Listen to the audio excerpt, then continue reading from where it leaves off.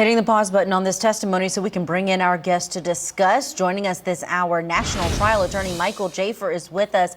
Michael, I want to share with you something one of our viewers on Twitter X mentioned about a time that they spent on a jury, and they said things seemed to be going great for the defense until, or one of the sides, but until the attorney started really treating a witness badly that didn't deserve it, and that really turned them off to that attorney's position.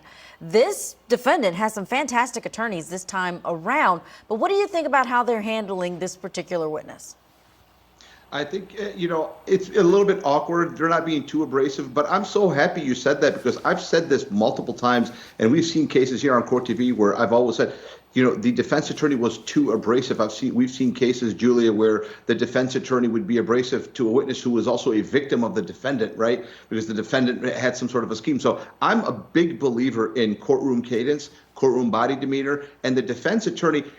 The biggest annoying thing for a defense attorney is when your client walks in your office and says, I need a pit bull. I need you to go in there. I need you to beat people up. That's not how it works. You get further with honey than you do with vinegar, right? And so I think that these defense attorneys are doing an okay job. It's a little bit awkward. This defense attorney specifically is being a little awkward, but they could be doing a lot worse. They could be doing a little bit better. But, I can understand that it's the nature of a retrial. So yeah. we'll see.